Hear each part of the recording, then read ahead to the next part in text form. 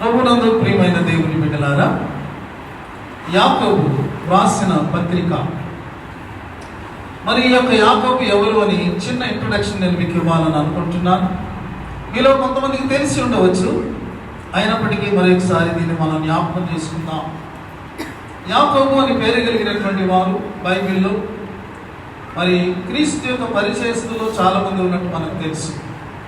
అయితే యాకోబు ఎవరు అని మనము తెలుసుకోబోయినట్లయితే, ఆరంభం నుండి కూడా క్రైస్తవ సంఘము బలీయముగా విశ్వసిస్తున్నటువంటిది ఏమిటి అంటే, ఈ యొక్క యాకోబు మన ప్రభు అయినటువంటి యేసుక్రీస్తు వారి యొక్క సహోదరుడు. యేసు ప్రభు తర్వాత యోసేపు మరియలకు కుమారులు కుమార్తెలు జన్మించారు. వారిలో ఒక కుమారుడుగా యాకోబు ఉన్నాడు అని మరి సంఘము విశ్వసిస్తుంది. యేసు ప్రభు వారి పరిచర్య కాలంలో ఆయన యొక్క సహోదరులు ఆయనను నమ్మలేదు. కానీ యేసు ప్రభు వారి యొక్క పునరుత్థానము, ఆరోహణము ఈ మధ్య కాలంలో వారు యేసును ప్రభువుగా విశ్వసించారు. ఆయన మా అన్న అనుకున్నాము, కానీ కాదు, ఆయన ప్రభువు అని వాళ్ళు తెలుసుకున్నారు. కాబట్టి వారు యేసును ప్రభువుగా అంగీకరించారు. ఈ యాకోబు ఈ పత్రిక ఆరంభంలో తను తాను ఎలా పరిచయం చేసుకున్నాడంటే, యేసుక్రీస్తు యొక్క సహోదరుడైనటువంటి యాకోబు రాస్తున్న పత్రిక అని వ్రాయలేదు.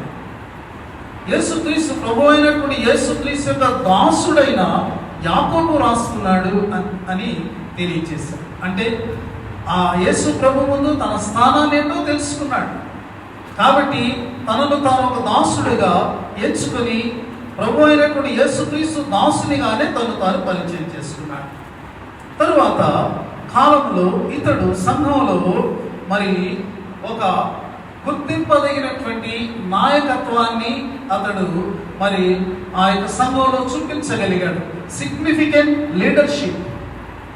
అంత మాత్రమే కాదు, తర్వాత పత్రికల్లో మనం గమనించినట్లయితే ఆది సంఘంలో ఇతడు ఒక మూల స్తంభముగా అతడు ఎంచబడ్డాడు. పిల్లర్ ఆఫ్ ద చర్చ్ గా అతడు ఎంచబడ్డాడు. యెరూషలేములో ఉన్నటువంటి క్రైస్తవ సంఘానికి అతడు మొదటి అధ్యక్షుడిగా, మొదటి బిషప్గా అతడు మరి గౌరవించబడ్డాడు. ఆ రీతిగా స్థానాన్ని అతడు అలంకరించాడు. మొట్టమొదటి క్రైస్తవ సమాఖ్య, ఫస్ట్ క్రిస్టియన్ కౌన్సిల్ అనేటటువంటిది యెరూషలేములో జరిగింది. ఇదంతా బైబిల్లో ఉన్న విషయాన్ని. ఆ మొదటి క్రైస్తవ ఆ యొక్క సమాఖ్యకు అతడు అధ్యక్షుడిగా ఉండి, చైర్మన్గా ఉండి దానంతటినీ నడిపించాడు.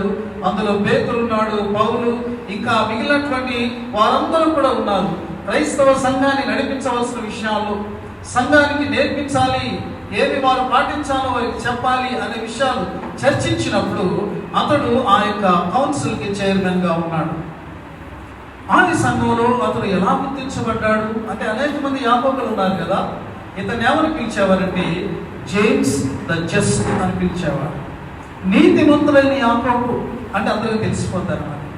అంటే సంఘంలో అతడు ఎంత నీతిగా అతడు బ్రతికాడో దీన్ని బట్టి మనం అర్థం చేసుకోవచ్చు. అంత మాత్రమే కాకుండా మోకాళ్ళ వంటి మోకాళ్ళు కలిగినటువంటి వాడు అనేటటువంటి గుర్తింపును కూడా అతడు పొందాడు. అంటే అతను ప్రార్థిస్తూ మోకరించి ప్రార్థిస్తూ ఉండగా అతని యొక్క మోకాళ్ళు మోకాళ్ళు లాగా అవన్నీ కూడా కరువులు కట్టినటువంటివిగా ఉన్నాయి. కాబట్టి మరి యాకోబు యొక్క ఒక బ్రీఫ్ ఇంట్రొడక్షన్ మనం చూస్తే, ఈ వ్యక్తి యొక్క ఔన్నత్యాన్ని, యేసు ప్రభు యొక్క దాసుడుగా అతను జీవించినటువంటి ఉన్నత ప్రమాణాలు కలిగినటువంటి ఆధ్యాత్మికమైనటువంటి క్రైస్తవ జీవితాన్ని మనము చూసినప్పుడు మనకెంతో ప్రేరణ కలుగుతూ ఉన్నది. యాకోబు ఒక పత్రిక మాత్రమే వ్రాశాడు. కానీ యొక్క పత్రిక క్రొత్త నిబంధనలో అది ఎలా ఎంచబడిందంటే, పాత నిబంధనలో సామెతల గ్రంథం ఎలాంటిదో క్రొత్త నిబంధనలో యాకోబు పత్రిక అలాంటిది. ఎందుకంటే మరి సామెతల గ్రంథము జ్ఞానముతో నిండి ఉన్నది. అలాగే యాకోబు పత్రిక అంతా కూడా దేవుని యొక్క జ్ఞానాన్ని మనకు ప్రాక్టికల్గా అందించేటటువంటి ఒక గొప్ప గ్రంథముగా, పత్రికగా అది ఉన్నట్లు మనం చూస్తాం. ప్రతి వచనం కూడా చాలా అమూల్యమైనటువంటి సందేశములతో నిండి ఉన్నట్లు మనం గమనించగలం. మరి ఈరోజు మనం వాటన్నిటినీ చూడలేము. మనకున్న కొద్ది వాక్య భాగంలో కూడా చాలా విషయాలు ఉన్నాయి. అయితే మనము ఒక విషయాన్ని మనము గమనిద్దాం. నరుని యొక్క కోపము దేవుని నీతిని నెరవేర్చదు అని ఆయన రాశాడు. దీనికి ముందు ఆయన ఏమి తెలియచేశాడంటే, మీరు దురాశ పడద్దు, శ్రేష్టమైన ఈవులను మరి గొప్ప మరి వరములను ఇవ్వగలిగినటువంటి నీ తండ్రి నీకున్నాడు. ఆయనలో ఏ విధమైనటువంటి చంచలత్వము లేదు. ఆయన మారిపోయే దేవుడు కాదు. కాబట్టి ఆయన ఎప్పుడు ఇచ్చినప్పటికీ కూడా శ్రేష్టమైనటువంటిదిగా, సంపూర్ణమైనటువంటిదిగా ఆయన ఇస్తాడు. ఆయన ఎన్ని గొప్ప వరాలు మీకు ఇచ్చాడు అని చెప్తూ, ఆయన తన సత్యవాక్యం ద్వారా మిమ్మలను తన స్వంత బిడ్డలుగా చేసుకున్నాడు అని అంటాడు. తాను సృష్టించినటువంటి వాటిలో ప్రథమ ఫలముగా మీరు ఉండినట్లు సత్యవాక్యము చేత మిమ్మును కనెను అనే మాట వ్రాయబడి ఉంటుంది. సత్యవాక్యం అంటే సువార్త అండి. ఈ సువార్త మనుషులను దేవుని బిడ్డలుగా మార్చేటటువంటి శక్తి కలిగినదిగా ఉన్నది. సువార్తల గురించి మనం ఆలోచించినప్పుడు సువార్త మనకేం చెప్పింది? సువార్త చెప్పింది దేవుడు నీకు తండ్రి అని. సువార్త చెప్పింది ఆ తండ్రి నిన్ను ప్రేమిస్తున్నాడు అని. సువార్త చెప్పింది ఆ తండ్రి నీ కొరకు యేసుక్రీస్తుని లోపలికి పంపించాడు అని చెప్పింది. ఇంకా సువార్త చెప్పింది ఆ యేసుక్రీస్తు తన శిలువ మరణ పునరుత్థానముల వలన ఆయన నిన్ను దేవుని బిడ్డగా చేయడానికి ఆయన మరి ఆ కార్యమును జరిగించాడు అని సువార్త చెప్పింది. ఇంకా సువార్త ఏం చెప్పిందండి? ఎందరైతే ఆ యేసు ప్రభువుని అంగీకరించారో వారందరూ దేవుని పిల్లలు అవడానికి అధికారము కూడా అనుగ్రహించబడింది అని సువార్త చెప్పింది. చూసారా, సత్యవాక్యం అంటే సువార్త. ఈ సువార్త మనలను ఎక్కడికి తీసుకుని వెళ్ళింది అంటే దేవుని యొక్క కుటుంబంలోనికి తీసుకుని వెళ్ళింది. దేవుని యొక్క కుటుంబ వారసులుగా మనల్ని చేసింది. దేవుణ్ణి నోరార తండ్రి అని పిలవగలిగేటటువంటి గొప్ప అవకాశాన్ని, ఆధిక్యతను, ఆ యొక్క హక్కును మనకు ప్రసాదించింది. ప్రియమైనటువంటి వాళ్ళారా, ఇప్పుడు మనము దేవుని యొక్క కుటుంబ సభ్యులం. we are the family of God, we are the children of God, we are in the house of God. దేవుని యొక్క గృహములో మనం ఉన్నాము. ఇలా చెప్తూ దేవుని బిడ్డలుగా మీరు ఉండాలి అంటే ఎలా ఉండాలి? చాలా విషయాలు ఉన్నాయి. ఒక్క విషయాన్ని ఈరోజు నేను హైలైట్ చేయాలని అనుకుంటూ ఉన్నాను. అదేమిటి అంటే, యాకోబు భక్తుల ద్వారా పరిశుద్ధాత్మ దేవుడు మనకు తెలియజేస్తున్నటువంటి సత్యం ఏంటంటే, మీరు కోపించుటకు నిదానించువారై ఉండాలి. Be slow to anger. దేవుడు పెట్టినటువంటి సహజ సిద్ధమైనటువంటి గుణాలలో కోపం కూడా ఒకటి ఉన్నది. అయితే అది ఏ స్థాయిలో ఉండాలో, ఏ సమయంలో దానిని వినియోగించాలో, వీటిని విషయంలో వివేచన కలిగిన వారుగా క్రైస్తవులు ఉండాలి. కోపం అనేటటువంటిది తప్ప అంటే అన్ని సందర్భాల్లో తప్పు కాదు. తల్లిదండ్రులు బిడ్డల మీద కోపపడతారు, వారిని మందలిస్తారు, వారిని గద్దిస్తారు, అవసరమైతే ఒక దెబ్బ వేస్తారు. కానీ దాని వెనుక ఉన్నటువంటిది తల్లిదండ్రుల యొక్క ప్రేమ, బిడ్డలు బాగా ఉండాలనేటటువంటి ఒక తీవ్రమైనటువంటి కోరిక. అలాగే ఉపాధ్యాయులు విద్యార్థులను దండిస్తారు, గద్దిస్తారు, అవసరమైతే బెత్తంతో కొడతారు. వారి వెనుక ఉన్నటువంటి ఉద్దేశము ఈ బిడ్డలు క్రమశిక్షణ లేని వారుగా ఉండకూడదు, ఈ బిడ్డలు తప్పిపోకూడదు, వారి విద్యలో వారు దిగజారిపోకూడదు అని వారిని సరిచేయనట్లు వారు ఆ కోపాన్ని ప్రదర్శిస్తారు. కాబట్టి కొన్ని సందర్భాలలో కోపము అనేటటువంటిది అది మేలుకరమైనటువంటిది. అయితే ఇక్కడ మనం గమనిస్తున్నటువంటిది మరి యాకోబు భక్తుని ద్వారా చెప్తున్నటువంటి విషయాలను మనం గమనించడానికి ప్రయత్నం చేద్దాం. కోపించుటకు నిదానించండి. కొంతమంది ఒక్కసారి మరి అగ్ని జ్వాలలు రేగినట్లు ఒకేసారి ఎంతో మరి ఊవెత్తున ఎగిసిపడుతున్నటువంటి అగ్ని జ్వాలలాగా వారి కోపము తారస్థాయికి అది వెలుగుతూ ఉంటుంది. ప్రియమైనటువంటి వాళ్ళారా, నరుని కోపము దేవుని నీతిని ఎన్నటికీ నెరవేర్చదు. అది కేవలము నర సంబంధమైనటువంటి కోపం అయితే దేవుని నీతిని అది నెరవేర్చదు. ఇంగ్లీష్లో ఒక వర్షన్లో రాయబడి ఉన్నది, it does not produce God's righteousness. దేవుని యొక్క నీతిని ఉత్పత్తి చేయలేదు, దేవుని నీతిని అది వ్యాపింప చేయలేదు, దేవుని నీతిని అది కలిగించలేదు. దీన్ని మనం గమనించాలి. ఈ యొక్క అంశంలో మనం ముందుకు వెళ్తున్నప్పుడు నేను 2 ఉదాహరణలు మీకు చూపాలని నేను ఆశిస్తూ ఉన్నాను. మొట్టమొదటి ఉదాహరణ సంఖ్యాకాండంలోనికి మనం వెళ్ళినప్పుడు 20వ అధ్యాయంలో ఈ మాటలు వ్రాయబడ్డాయి. ఈ వచనాలు నేనే చదువుతాను, చూడండి. 8వ వచనంలో ఈ మాట వ్రాయబడి ఉన్నది. 28, నీవు నీ కర్రను తీసుకొని నీవును నీ సహోదరుడైన అహరోనును ఈ సమాజమును పోగు చేసి వారి కన్నుల ఎదుట ఆ బండతో మాట్లాడు, అది నీళ్ళిచ్చును. నీవు వారి కొరకు నీళ్లను బండలో నుండి రప్పించి సమాజమునకు వారి పశువులకు త్రాగుటకిమ్ము. దీనికి జవాబుగా మోషే ఏం చేశాడు? 10వ వచనం నుండి, తరువాత మోషే అహరోనును ఆ బండ ఎదుట సమాజమును పోగు చేసినప్పుడు అతడు వారితో, ద్రోహులారా వినుడి, మేము ఈ బండలో నుండి మీ కొరకు నీళ్లు రప్పింపవలెనా అనెను. అప్పుడు మోషే తన చెయ్యి ఎత్తి 2 మారులు తన కర్రతో ఆ బండను పట్టగా నీళ్లు సమృద్ధిగా ప్రవహించను, సమాజమును పశువులను త్రాగను. అప్పుడు యెహోవా మోషే అహరోనులతో, మీరు ఇశ్రాయేలీయుల కన్నుల ఎదుట నా పరిశుద్ధతను సన్మానించినట్లు నన్ను నమ్మబడకపోతిరి గనుక ఈ సమాజమును నేను వారికి ఇచ్చిన దేశంలోనికి మీరు తోడుకొని పోరని చెప్పాను. నేను నమ్ముతున్నాను మీరు ఖచ్చితంగా ఈ వాక్యాన్ని ఎప్పుడో ఒకసారి చదివి ఉంటారు. ఒకప్పుడు ఇశ్రాయేలీయులు తప్పికొనినప్పుడు, నిర్గమకాండం 17వ అధ్యాయాన్ని మనం ఆ రిఫరెన్స్ను మనం జ్ఞాపకం చేసుకుంటే, అప్పుడు వారు దాహముతో ఉండగా అప్పుడు కూడా వారు మోషేని విసిగించారు. మోషే దేవుడికి ప్రార్థన చేశాడు, వెళ్ళి కర్రతో బండను కొట్టమని దేవుడికి చెప్పారు. బండను కొట్టగా నీళ్లు వచ్చాయి, వారు మరి తృప్తిగా తాగారు. ఇక్కడ మనం చూస్తున్నప్పుడు మరి ఒకసారి ఇశ్రాయేలీయులు తప్పికొనినప్పుడు మరలా మోషేను బాగా విసిగించారు. ఆ విసుగుదల వల్ల మోషేకు చాలా కోపం వచ్చింది. ఈసారి అతని కోపం అతనిలో నిలిచిపోయింది. దేవుని దగ్గరికి వెళ్ళాడు. మోషే ప్రజల విషయంలో చాలా కోపాన్ని ప్రదర్శించాడు, కానీ ప్రజలు మోషేను దేవుడిని విసిగించినప్పటికీ కూడా దేవుడు తన ప్రజల ఎడల సహింపు కలిగి వారి దప్పికను తీర్చడానికి ఆయన మరింత అద్భుతమైనటువంటి విధానంలో సిద్ధపడి ఉన్నాడు. ఆయన ఈసారి చెప్పారంటే, మోషే నీవు వెళ్ళి బండతో యు జస్ట్ స్పీక్, మాట్లాడు, బండలో నుండి నీళ్లు ప్రవహిస్తాయి. అయితే మోషే అహరోనులు సమాజాన్ని పోగు చేసి వాడు మాట్లాడుతున్న విధానాన్ని మనం చూస్తే అతని హృదయంలో వీరి పట్ల ఎలాంటి కఠినమైనటువంటి భావం ఉందో మనకు అర్థమవుతుంది.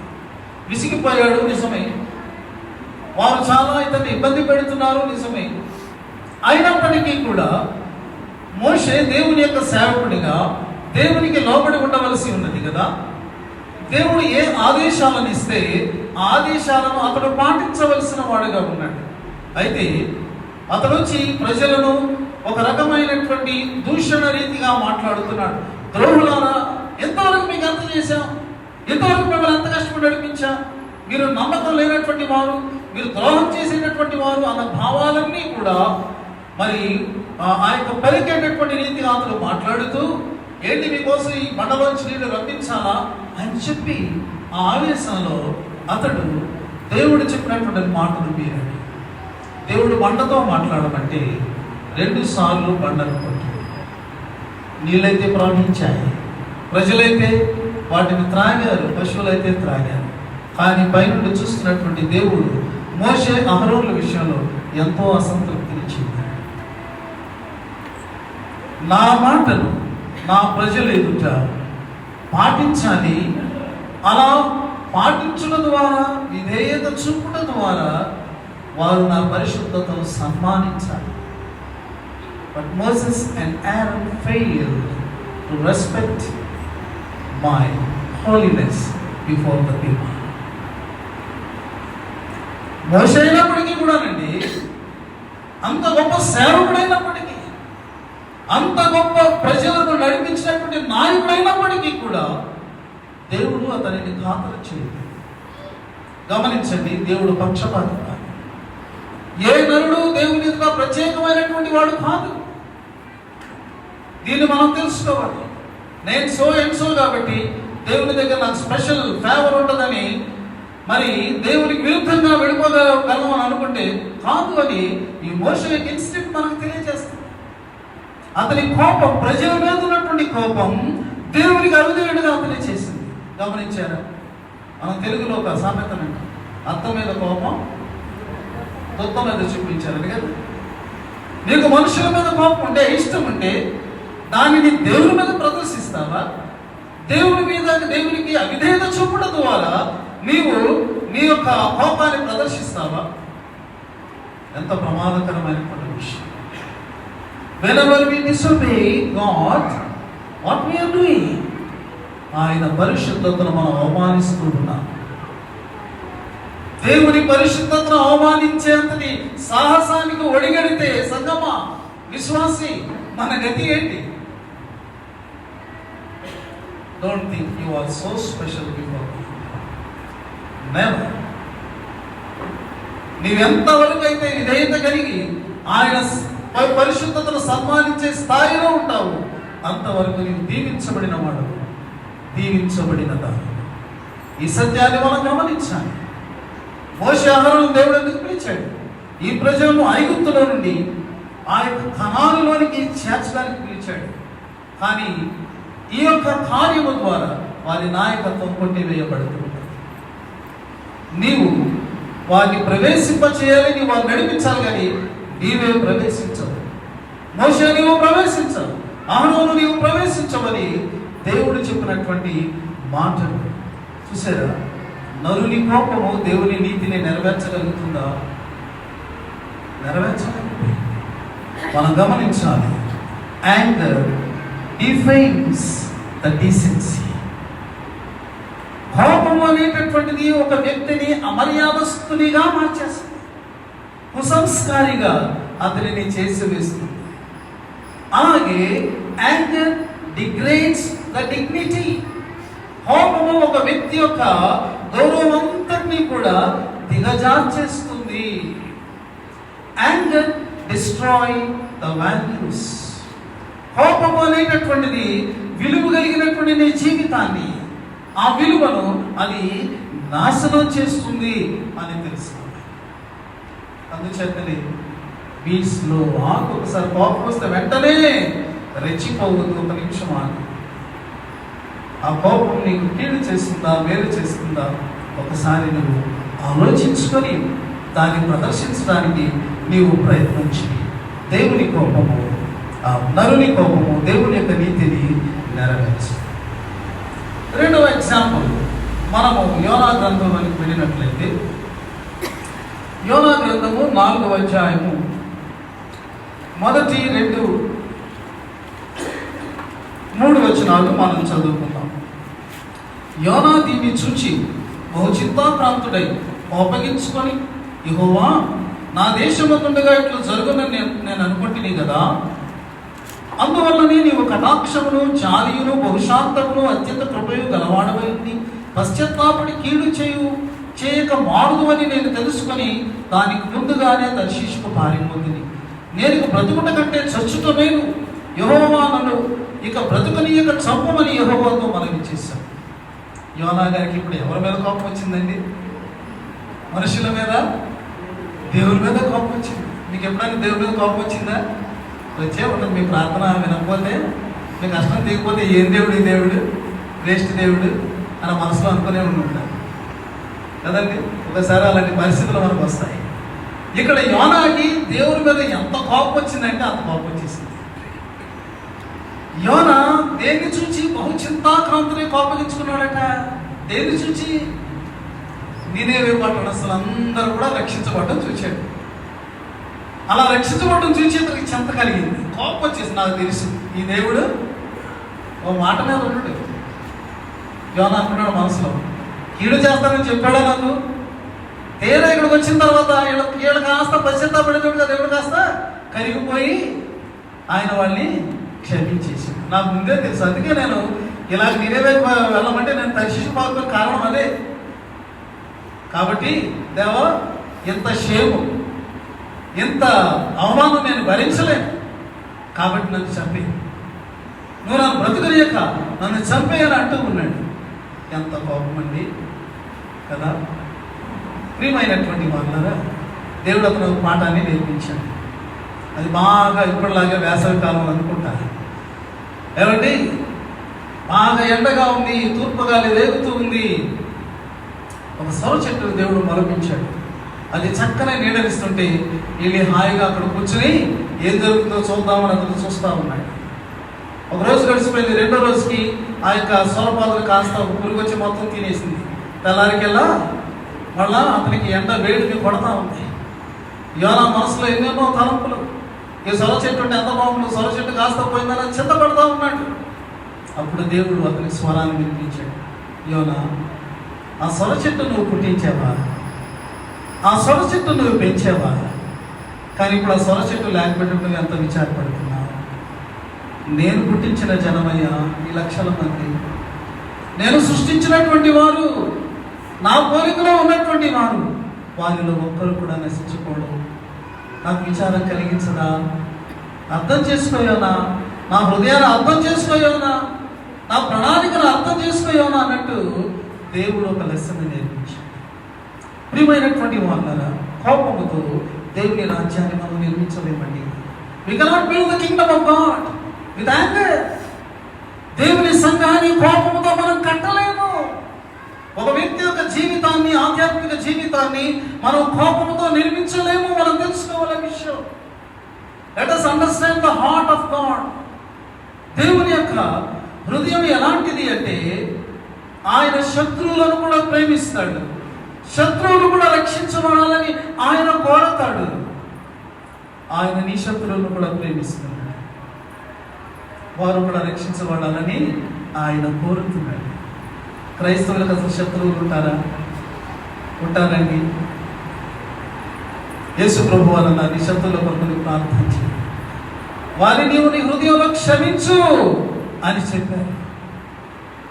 చూసారా, కోపము అనేటటువంటిది మరి ఎలాంటి పరిస్థితికి నడిపించింది?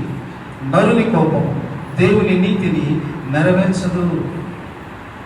కీర్తనాకారుడు ఏమంటున్నాడు? మనకు గొప్ప సత్యాన్ని ఆయన తెలియచేస్తున్నాడు. 37వ కీర్తన 8వ వచనంలో ఆయన అంటాడు, కోపము మానుము, ఆగ్రహమును విడిచిపెట్టుము, వ్యసన పడకుము. అది దేనికి కారణమండి? కీడుకే కారణం. కీడుకే కారణం. నీవు కీడు నీ జీవితంలో కోరుకుంటావా? కీడులోనికి నువ్వు వెళ్తావా? కీడు యొక్క అనుభవం నీకు కావాలా? అది మంచిది కాదు కదా. అయితే కోపము, ఆగ్రహము, వ్యసనము అనేటటువంటివి నీ జీవితానికి కీడును కలిగించేటటువంటి అవి చెడు మరి విషయాలని నీవు తెలుసుకోవాలి అని ఇక్కడ మనం నేర్చుకుంటూ ఉన్నాం. అందుచేత నేను చక్కని కీర్తన మనం విమల హృదయం ఇవ్వు, నాకు స్వచ్ఛమైన నిర్మలమైన తెల్లని హృదయాన్ని ప్రభువా, అణకువ, క్షమ, శాంతి కలిగినటువంటి హృదయాన్ని నాకు ఆత్మనాథ అని మనం ప్రార్థన చేస్తాం. ఇది ప్రార్థనా గీతం. మనం గమనించుకుంటూ పాడామా? ప్రతి పాటను మనం గమనించుకుంటూ పాడితే అది మన యొక్క హృదయాలకు సారవంతంగా, మన ఆధ్యాత్మిక జీవితాన్ని పెంపొందించేదిగా ఉంటుంది. మన కీర్తనలో అంత ప్రభావం ఉందండి. నాలో అణకువ రావాలి, నాలో క్షమాహృదయం రావాలి ప్రభువా, నాలో శాంతం కావాలి, నేను శాంత చిత్తము కలిగినటువంటి వ్యక్తిగా ఉండాలి అని ఆ యొక్క గొప్ప ప్రార్థన మనము పాడుతున్నాము. ఈరోజు సువార్త లేఖన భాగాన్ని మనం జ్ఞాపకం తీసుకుంటే మనం వచనాలన్నీ చదవలేం, కానీ యోహాను సువార్త 16వ అధ్యాయం 13వ వచనం నుండి 14వ వచనం యొక్క సారం ఏమిటి అంటే, ఆత్మస్వరూపి అంటే పరిశుద్ధాత్మ దేవుడు ఆయన పంపబడినప్పుడు ఆయన మనలను, విశ్వాసులైన మనలను, సంఘాన్ని సర్వసత్యంలోనికి నడిపిస్తారు. సర్వసత్యంలోనికి ఆయన నడిపించేటప్పుడు ఆయన మనకేం చెప్తారంటే, యేసు ప్రభు చెప్పనటువంటి ఏం చెప్పరు కొత్తవి. ఈరోజు ఎవరైనా సరే బైబిల్లో లేనంటే కొత్త విషయాలు దేవుడు నాకు బయలుపరచడం వచ్చాడంటే పెద్ద ఇంటి పెట్టాలి, మన దాని అబద్ధ బతుకుతాను. పరిశుద్ధాత్మ దేవుడు ఏం చేస్తారంటే యేసు ప్రభు వారు ఏం చెప్పారు వాటినే మళ్ళా మనకు సమయానుకూలంగా జ్ఞాపకం చేస్తూ మన జీవితాల్లో నడిపించేటటువంటి వారుగా ఉంటారు. కాబట్టి ఈ సందర్భంలో పరిశుద్ధాత్మ దేవుడు ఈ టాపిక్ని అనుసరించి మనకి ఏం జ్ఞాపకం చేస్తారు? యేసు ప్రభు వారు చెప్పినటువంటి పర్వత ప్రసంగంలో ఉన్నటువంటి ఒక అంశాన్ని మనం జ్ఞాపకం చేసుకోవచ్చు. యేసు ప్రభు వారు 10 ఆజ్ఞలను ఆయన ఎక్స్పాండ్ చేస్తూ ఒక ఆజ్ఞ దగ్గరికి వచ్చేటప్పటికి ఇలాగన్నా ఏమన్నారంటే, నరహత్య చేయవద్దని మీతో చెప్పబడినటువంటి మాట మీరు విన్నారు కదా అని అంటూ నరహత్యకు మూల కారణమైనటువంటి దానిని ఆయన చెప్పారు. హత్య అనేటటువంటిది ఒక చెట్టు యొక్క ఫలం అయితే అలాంటి ఫలాన్ని ఫలించేటటువంటి చెట్టు యొక్క విత్తనం ఏమిటో యేసు ప్రభువు చెప్పారు. ఆ విత్తనం ఏంటంటే కోపం. కోపం అనేటటువంటి విత్తనం గల మనిషి హృదయంలో పడితే అది పగగా కక్షగా మారి అది పెరిగి పెరిగి పెరిగి పెరిగి హత్య అనేటటువంటి ఆ యొక్క ఫలాన్ని అంటే క్రియను జరిగించేటటువంటిది. కాబట్టి క్రియను చూసి వీడు చెడ్డోడు అనుకోవడం కాదు, అసలు మూలం ఎక్కడ. కాబట్టి యేసు ప్రభు వారు మత్తయి సువార్త 5వ అధ్యాయం 22వ వచనంలో కోపం యొక్క తీవ్ర పరిణామాలను ఆయన రీతిగా మనకు తెలియచేశారు. మత్తయి సువార్త 5వ అధ్యాయం 22వ వచనంలో తన సహోదరుని మీద కోపపడు ప్రతివాడు విమర్శకు లోనగు, తన సహోదరుని చూచి వ్యర్థుడా అని చెప్పువాడు మహాసభకు లోనగు, మరి వ్యర్థుడా అని చెప్పువాడు నరకాగ్నికి లోనగు. ఈ యొక్క మాటలు మనము జ్ఞాపకం చేసుకున్నప్పుడు ప్రియమైనటువంటి వారులారా, ఒక్కొక్కటి కూడా అది ఎలాగున ఒకదాని నుంచి ఒకటి ఉందో చూసారా. తన సహోదరుని మీద కోపపడు ప్రతివాడు, కోపపడు అన్నప్పుడు క్రింద ఫుట్నోట్లో ఇచ్చాడు, నిర్నిమిత్తముగా, without any cause, without any proper cause, సరైనటువంటి కారణం లేకుండా నీలో ఉన్నటువంటి ఆ యొక్క పరిస్థితిని బట్టి నీ ఊరికినే కోపడుతూ ఉన్నట్లయితే ఏమన్నాడు, విమర్శకు లోనవుతావు. నీ సహోదరుని చూసి వ్యర్థుడా అనుకోవాలంటే ఈ యొక్క విమర్శ నుండి కొంచెం హయ్యర్ పనిష్మెంట్ అంటే మహాసభకు లోనవుతావు. ఒకవేళ ద్రోహి అని చెప్తే ఎక్కడికి వెళ్తావు? నరకాగ్నికి లోనవుతావు. నువ్వు అన్నవి మాటలే, కానీ దాని యొక్క తీవ్ర పరిణామాలు ఎంత భయంకరంగా ఉన్నాయి. ప్రియమైనటువంటి వాళ్ళ అందుచేత దీనిని మనము జ్ఞాపకం చేసుకోవాలి. ఈ మధ్యలో ఒక చిన్న ఫోటో పిక్చర్ నేను చూశాను. అందులో ఒక కుండ బొమ్మ గీసి ఉంది. కుండ బొమ్మ మరి మీరు చూశారు. దాని కింద ఈ రీతిగా వ్రాయబడి ఉంది. ఎవరు వ్రాయబడి ఉందంటే కుండని అడుగుతున్నారు. Pot was once asked, how can you remain cool in every situation? ఓ కుండ, ప్రతి పరిస్థితుల్లో నువ్వు అలా చల్లగా ఎలా ఉండగలవు అని కుండని అడిగారు కదండి. చాలామంది ఇంట్లో ఇప్పుడు ఇండియన్ ఫ్రిడ్జ్లు ఉన్నాయి, ఎండాకాలం కదా. ఇండియన్ ఫ్రిడ్జ్ అంటే మట్టి కుండ అనమాట. అందులో నీళ్ళు చాలా చల్లగా హాయిగా త్రాగడానికి బాగుంటాయి. సో కుండని అడిగారట, ప్రతి పరిస్థితుల్లో కూడా నీవు అలా చల్లగా ఎలా ఉండగలవు? అప్పుడు కుండగాడు ఈ రీతిగా జవాబిచ్చారు, I just remind myself that I have made of mud and will return to mud, then why have pride and anger? కుండ చెప్పిందట, నేను ఈ సత్యాన్ని ఎప్పుడు నేను జ్ఞాపకం చేసుకుంటాను. నేను మట్టితో నిర్మించబడ్డాను, మళ్ళా నేను ఎక్కడికి వెళ్తాను? మట్టిలోనికి వెళ్తాను. ఈ యొక్క నిర్మాణానికి మట్టిలోనికి వెళ్ళి ఈ మధ్యకాలంలో ఎందుకంటే కోపం, ఎందుకంటే గర్వం అని ప్రశ్నించిందట కుండ.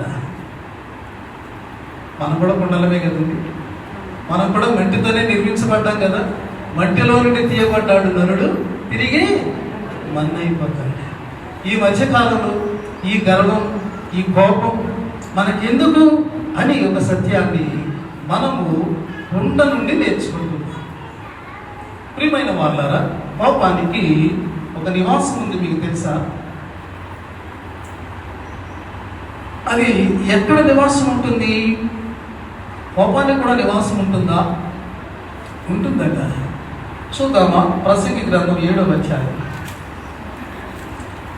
9వ వచనంలో ఈ మాట వ్రాయబడి ఉంది. ప్రసంగి 7:9, ఆత్రపడి కోపపడవద్దు, బుద్ధిహీనుల అంతరింద్రియముల యందు కోపము సుఖ నివాసము చేయును. ఈ వచనం మీరు ఎప్పుడైనా చదివారా? అందుకనే నిదానించండి కోపం చూపడానికి అని యాకోబు చెప్పాడు. ఇక్కడ ప్రసంగి అంటే ఈయన కూడా పరమజ్ఞాని. ఆయన అంటాడు ఆత్రపడి కోపడవద్దు. కోపానికి ఎంత ఆత్రమో కదండి. గబగబగబ మనసులో ఉన్నదంతా బయట పెట్టేసేయాల్సిందంతే. మన మనసులో ఉన్నదంతా బయటకు వెళ్ళిపోవాలి. అప్పుడు కానీ చాలా అనమాట. అయితే జ్ఞానంటున్నాడు ఆత్రపడి కోపడద్దు. కోపము సుఖ నివాసం, మామూలు నివాసం కూడా హాయిగా ఉంటుందంట. ఎక్కడ? బుద్ధిహీనుల అంతరింద్రియములే. కాబట్టి ఆత్రపడి కోపపడేటటువంటి వారి గురించి ఈ వచనాన్ని ఆధారం చేసుకుని జ్ఞాని ఏమంటున్నాడు? అతను బుద్ధిహీనుడు అని అంటున్నాడు. ఎందుకంటే ఈ యొక్క కోపము మనిషి యొక్క ఇంగిత జ్ఞానాన్ని నశింపచేసేటటువంటిదిగా ఉంటుంది. మనిషిని బుద్ధిహీనునిగా మార్చేస్తుంది. కాబట్టి ఈ విషయంలో మనం ఎప్పుడూ కూడా జాగ్రత్త పడాల్సిన అవసరం ఉంటుంది.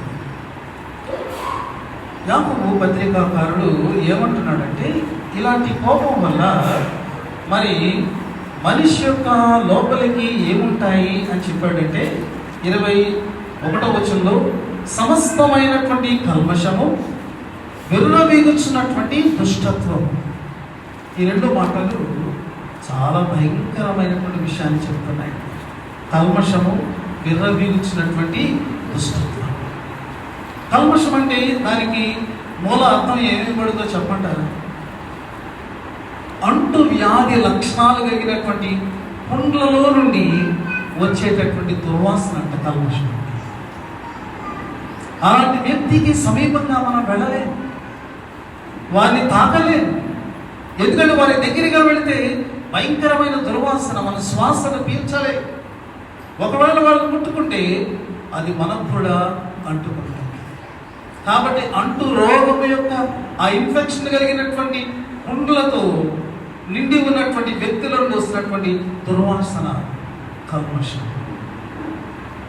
కోపము అనేటటువంటిది మనిషి యొక్క ఆత్మను ఇలాంటి భయంకరమైనటువంటి స్థితిని అది కలిగిస్తుంది. కాబట్టి కోపం విషయంలో నిదానించు. రెండవది ఏంటంటే విర్రవీగుచున్నటువంటి దుష్టత్వం అనే మాట యాకోబు వాడుతున్నాడు. యాకోబు మాటలు చాలా కఠినంగా ఉంటాయండి, కానీ straightforward, but they are very true. ఇంగ్లీష్లో ఏం రాయబడి ఉందంటే అది overflow of wickedness. Overflow of wickedness అది నిండిపోయింది. ఇంకా అది అందరూ ఉండలేకపోతుంది కాబట్టి అది పైకి పలిగిపోతుంది. కొన్నిసార్లు కొన్ని ప్రదేశాలు, కొన్ని రోడ్స్ మనం వెళ్ళినప్పుడు అక్కడ ఈ డ్రైనేజెస్ నిండిపోయి ఉంటాయి. అవి ఇంకా లోపల సరిపోక మూతలను మరి తోసుకొని ఆ నీళ్లు బయటికి అలా ప్రవహించేసి ఆ దారి అంతటినీ కూడా దుర్గంధంతో నింపేస్తాయి.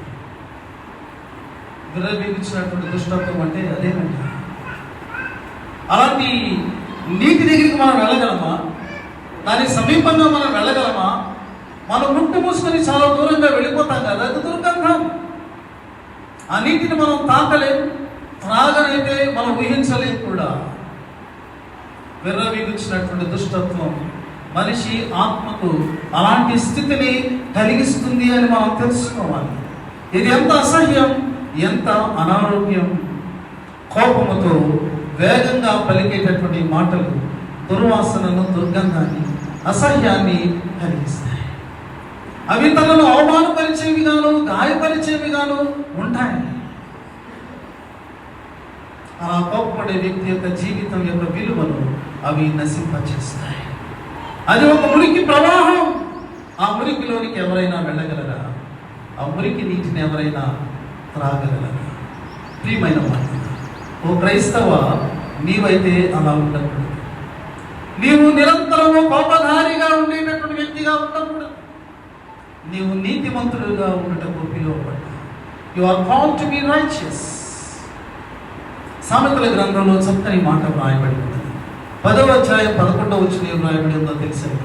సామెతలు 10:11 నీతిమంతుని నాలుక జీవము. ఎంత చక్కని మాట! మన నాలుకలు జీవాన్ని మరి ఉరింప చేసేటటువంటి ఊటలుగా ఉండగలిగితే, ఎంత అది అదృష్టమైనటువంటి పరిస్థితి. ఈ ఊట నిర్మలమైన, శుద్ధమైన, బలమును, ఆరోగ్యాన్ని ఇచ్చేటటువంటి ఊటగా అది ఉంటూ ఉన్నది. ఇది ఊరట కలిగించేటటువంటి ఊటగా ఉన్నది. ఇది తృప్తిని కలిగించేటటువంటి ఊటగా ఉన్నది. ఇది నీతిమంతుని సంభాషణ. ఒక నీతి కలిగినటువంటి వ్యక్తితో మనం కాసేపు కూర్చుంటే ఆ కొద్ది సమయంలో ఎంత బలం, ఎంత ఆనందం, ఎంత ఆదరణ, ఎంత మనకు మరి పవిత్రమైనటువంటి అనుభవం కలుగుతాయో. నీవు నీతిమంతునిగా కొనసాగాలి అని దేవుడు కోరుతున్నాడు. నీవు గొప్పదారిని కాదు, కానీ నీతిని ధరించినటువంటి దేవుని యొక్క బిడ్డవు. కాబట్టి ఈ కల్మషము, వెర్రవీగుచినటువంటి యొక్క దుష్టత్వము క్రైస్తవులలో ఉండకూడదు. కానీ ఆ స్థానంలో ఏమి ఉండాలి అంటే యాకోబు మనకు తెలియచేశాడు, నీ ఆత్మను రక్షించటకు శక్తి కలిగినటువంటి వాక్యం నీ హృదయంలో ఉండాలి. Let the word fill your heart. ఈ యొక్క వాక్యం యొక్క పరిస్థితి ఏమిటి అంటే ప్రియమైనటువంటి వాళ్ళరా, ఇది నీ ఆత్మను రక్షించటకు శక్తి కలిగినటువంటి వాక్యం. ఇది the word of God carries the power of God. దేవుని యొక్క వాక్యము దేవుని యొక్క శక్తిని నీలో నింపేటటువంటిదిగా ఉన్నది. అది నిన్ను, నీ ఆత్మను రక్షించేటటువంటిదిగా ఉన్నది. కాబట్టి ఈ వాక్యం కొరకు నీవు అంగీకారాన్ని తెలుపు. రిసీవింగ్ అనేటటువంటి దాని గురించి ఏమన్నారంటే, it is like opening the door. దేవుని కృప మన హృదయంలోనికి ప్రవేశించినట్లు, దేవుని యొక్క వాక్యము మనలోనికి ప్రవేశించినట్లు మనం అంగీకరించినట్టు మన హృదయ ద్వారాన్ని దాని కొరకు తెరిచి ఉంచాలి. అవి మనలోనికి వెళ్ళి అవి మనలో నివాసం చేస్తాయి. బుద్ధిహీనుని యొక్క అంతరింద్రియములో కోపము నివాసం చేస్తే, నీతిమంతుని అంతరింద్రియములలో దేవుని వాక్కు నివాసం చేస్తుంది. ఈ వాక్కు నీ నాలుకను ఒక జీవపు ఊటగా అది మార్చేస్తుంది. ప్రియమైనటువంటి వారు, సజీవుడైనటువంటి దేవుడు ఆయన మన మీద కోపం చూపలేదండి. సిలువలో మనల్ని క్షమించాడండి, మనల్ని సహించాడండి. ఒకవేళ ఆయన కోపాన్ని చూపితే మనం మాడి మసైపోతాం. ఆయన ఉగ్రత ముందు మనం నిలవలేం. కానీ ఆయన మనల్ని క్షమించి చేర్చుకున్నాడు. మన హృదయంలో మనం దేవుని వాక్యాన్ని కలిగి కోపించుట అనేటటువంటి పరిస్థితి మనకు వచ్చేటప్పుడు మనం నిదానించుట అనేటటువంటి దానిని మనం మెయింటైన్ చేయాలి. ఈ ఉదయకాలము పరిశుద్ధాత్మ దేవుడు ఈ వాక్యతో మనం దర్శిస్తూ ఉండగా హృదయపూర్వకంగా ఈ వాక్యాన్ని మనం అంగీకరించి దానిని వెంబడిద్దాం. పరిశుద్ధాత్మ వినికిడిలో ఈ వాక్యాన్ని ఫలింపచేద్దాం.